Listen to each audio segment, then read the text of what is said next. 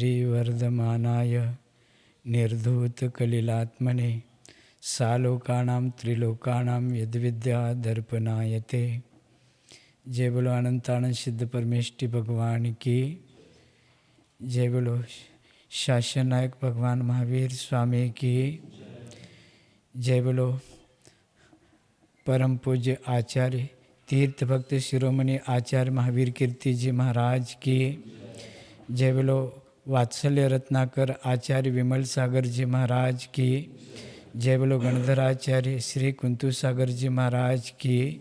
जय बोलो आचार्य श्री वैज्ञानिक धर्माचार्य आचार्य श्री कनक नंदी जी महाराज की। 3 कम 9 करोड़ मुनि राजों की।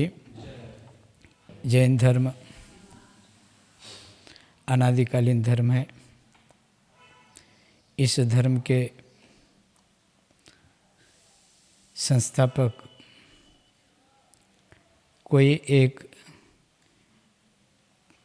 व्यक्ति विशेष नहीं है। यह धर्म वस्तु के स्वरूप का प्रतिपादन करने वाला धर्म है।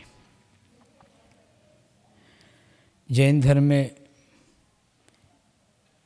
नीति परक आचार संहिता है। वस्तु व्यवस्था का कथन करने वाला दर्शन शास्त्र भी अपने यहाँ पर है। समाज राष्ट्र विकास करे, इसके लिए भी हमारे साधु संतों ने बहुत सारा विचार हमारे बीच में रखा है। और प्रत्येक आत्मा परमात्मा कैसे बन सकता है, प्रत्येक आत्मा में परमात्मा शक्ति है, उसकी अभिव्यक्ति कैसे हो सकती है, इसका भी वर्णन हमारे साधु संतों ने दिया है।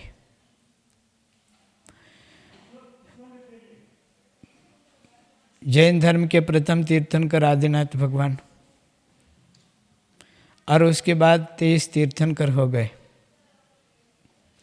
अंतिम तीर्थंकर भगवान महावीर स्वामी। भगवान महावीर स्वामी का यह तीर्थकाल चल रहा है।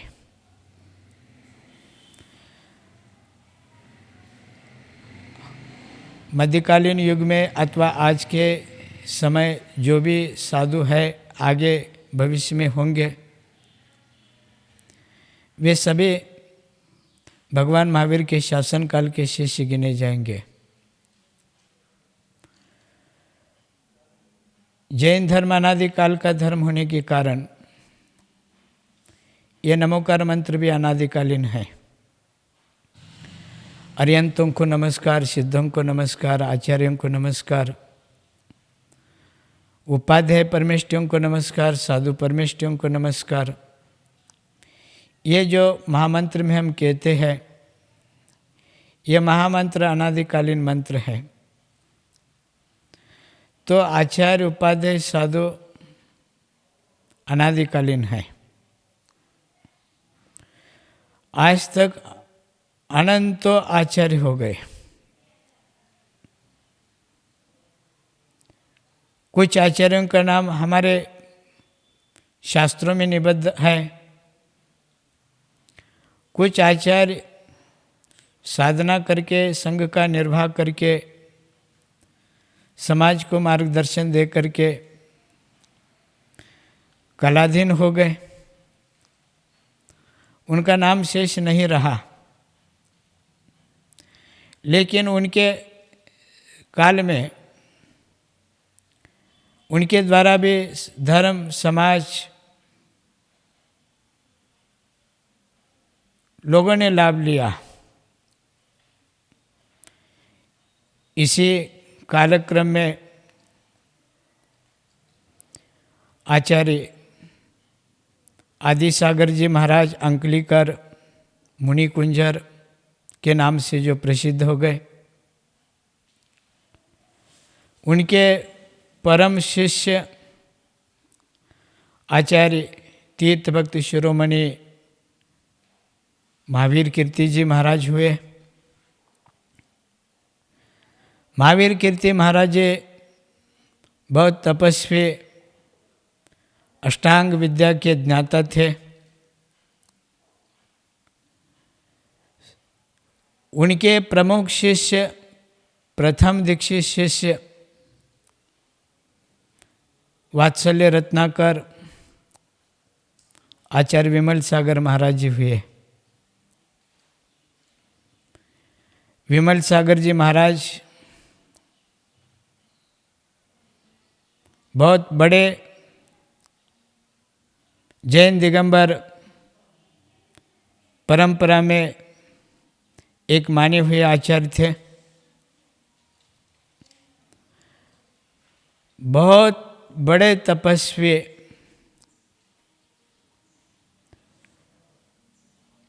चतुर्मास में उन्होंने एक उपवास एक आहार, अष्टानिका में उपवास 8 दिन, पर्युषणों में 10 दिन उपवास, षोडश कारण पर्व में 16 उपवास और ऐसे अनेकों व्रत उनके द्वारा किए गए जो उपवास से संबंधित थे। इसलिए तपस्वी के नाम से प्रसिद्ध आचार्य विमल सागर महाराज हुए। बाल ब्रह्मचारी थे। कम उम्र में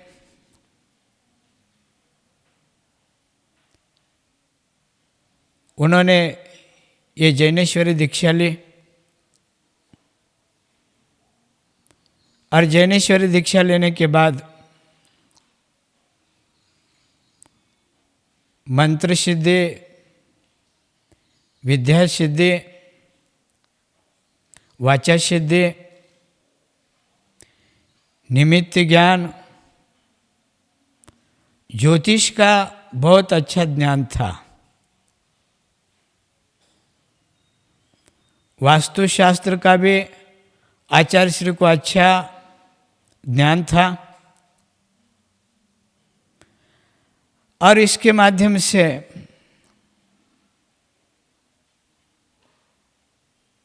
आचार्य विमल सागर महाराज जी बहुत प्रसिद्धि को प्राप्त हुए।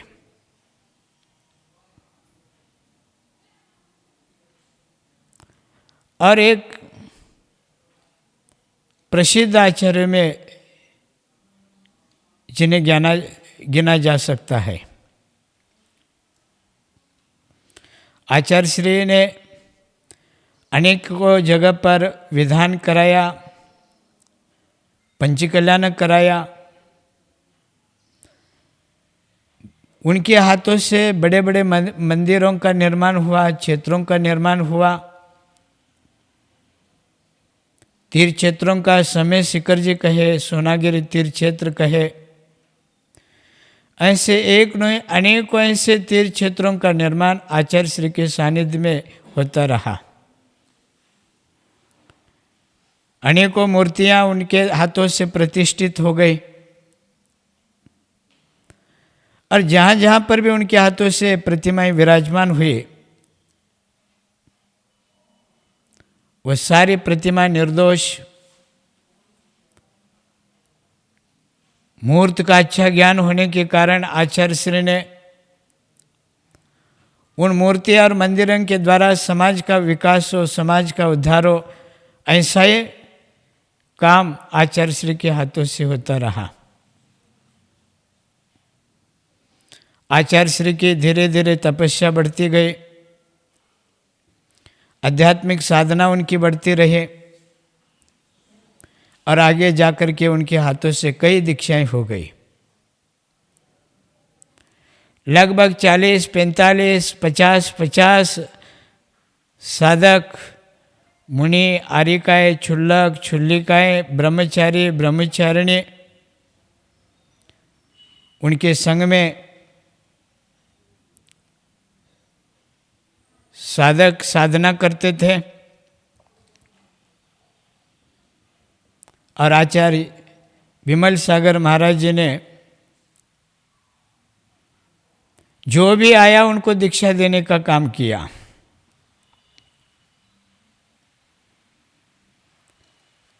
कोई क्षुल्लक से मुनि बने उनके हाथों से, कोई ब्रह्मचर्य से क्षुल्लक, कोई ब्रह्मचारी से मुनि बने। और इस प्रकार धीरे धीरे उनका संग बढ़ता गया। और आचार्य श्री के संग को देख करके, उनकी प्रसिद्धि को देख करके दूर दरार के लोग आचार्य श्री के दर्शन के लिए आते थे। आचार्य श्री जिनके भी सिर पर हाथ रखते थे, सिर पर पीछे रखते थे, उनका भलाई होता गया। लोगों से लोग जुड़ते गए। उनके संग में आने को बड़े बड़े सेठ जी लोग, श्रीमान लोग, फिर वह पांडिचेरी के हो, चेन्नई के हो, बम्बई के हो, कलकत्ता, मद्रास के, गुवाहाटी, आसाम, दीमापुर, दिल्ली, जयपुर, जहाँ जहाँ भी जिस प्रांत में आचार्य श्री का विहार हुआ, बड़े बड़े समाज के माने हुए लोग आचार्य श्री के परम भक्त बन गए, अनन्य भक्त बन गए। हर साल आचार्य श्री के जन्म जयंती जैन समाज मनाता था, जिसमें बड़े बड़े राजनेता, बड़े बड़े राज्य शासक, प्रशासक आते थे। हजारों हजारों की संख्या में आचार्य श्री के जन्म जयंती के दिन उनका आशीर्वाद लेने के लिए लोग पहुंचते थे। आचार्य श्री के संबंध में क्या कहा जाए, जितना भी कहे थोड़ा है। आचार्य श्री के संग में कई लोगों ने समाधि स्वीकार किया। कोई गृहस्थ बूढ़ा ठूढ़ा है, मरणासन अवस्था में है, परिवार के लोग आकर के कहते थे, महाराज जी हमारे पिताजी है, हमारे दादाजी है, बीमार है और आप इनको आशीर्वाद दीजिए। तो महाराज जी निमित्त ज्ञान के माध्यम से जान लेते थे, भाई अब इनका समय निकट है, ये 4-6 घंटे के अब मेहमान है, इनका मरण नहीं हो जाए, इनकी समाधि हो जाए। इस भावना से आचार्य श्री ऐसे मरणासन व्यक्ति को संबोधित करते थे और उनको व्रत दे करके, दीक्षा दे करके उनकी अच्छी समाधि साधते थे। बंधुओं,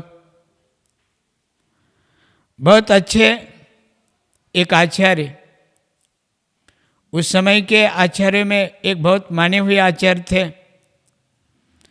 आचार्य देशभूषण महाराज, आचार्य धर्मसागर महाराज, आचार्य विद्यानंदी महाराज, आचार्य कुंतु सागर जी महाराज, आचार्य संभव सागर जी महाराज, आचार्य पायसागर जी महाराज, ऐसे बहुत सारे आचार्य जिस काल में हुए, उन्हीं कालों में ये आचार्य विमल सागर महाराज जी रहे।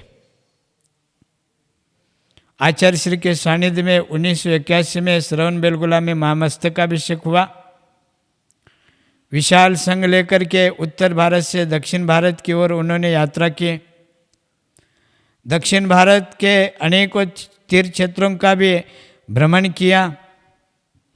कर्नाटक में प्रसिद्ध क्षेत्र है श्रवण बेलगोला, उस श्रवण बेलगोला भी आचार्य श्री का मंगल चातुर्मास हुआ और उस चातुर्मास में संघ के बहुत महती प्रभावना रही। तो इस प्रकार आचार्य श्री जैन समाज के लिए बहुत अच्छा काम किए। और एक बात कहना चाहता हूँ कि आचार्य श्री शास्त्रोक्त व्यवस्था के अनुसार धर्म की प्रभावना करते थे। हमारे यहाँ पर जो आर्ष परंपरा है, उस आर्ष परंपरा का पूरा ध्यान रखते हुए उनकी दिनचर्या थी। पंचामृत अभिषेक है, शासन देवी देवताओं को यथोचित मान सम्मान,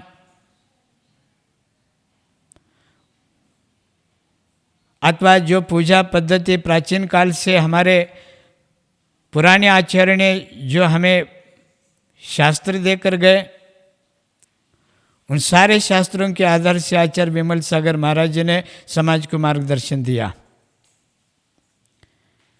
किसी पंथ परंपरा के व्यामोह में नहीं पड़ते भी है।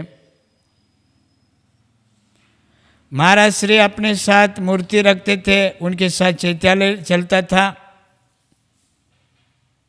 दुग्धाभिषेक कहे, पुष्प वृष्टि कहे, चंदना अभिषेक कहे, मंगल आरती कहे, जो व्यवस्था पूजा संदर्भ में हमारे शास्त्रों में आई है, आचार्य महाराज ने इस पूजा पद्धति का निर्वहन किया। कभी आचार्य श्री ने किसी भी प्रांत में जाने के बाद कभी अपनी व्यवस्था के साथ, शास्त्र की व्यवस्था के साथ कभी समझौता नहीं किया। भले वह मध्य प्रदेश में विहार किए, भले वह उत्तर प्रदेश में विहार किए, चाहे वह बुंदेलखंड में विहार किए, जगह जगह चतुर्मास भी किए, लेकिन आचार्य श्री ने पंचामृत अभिषेक देखा, अभिषेक कराया। उनके संग के जो भी भैया जी है, ब्रह्मचारिणी है, वे सभी प्रातःकाल उठने के बाद अभिषेक करते थे। और आचार्य विमल सागर महाराज जी, आचार्य भरत सागर महाराज जी, आचार्य विराग सागर महाराज जी, आचार्य चैत्य सागर महाराज जी, शादवादमती माता जी, ऐसे जो भी उनके संग के बड़े बड़े साधक थे, साधु साध्वियाँ थे, उन सभी साधु साध्वियों ने उस पंचामृत अभिषेक को अत्यंत भक्ति के साथ देखा है। और उनके द्वारा जो भी शिष्य दीक्षित हो गए, वे सभी शिष्यों ने भी इस परंपरा, आर्ष परंपरा का पूरी तरह से निर्वाह किया है। और इस संबंध में किसी भी प्रकार समाज को अंधेरे में नहीं रखा है।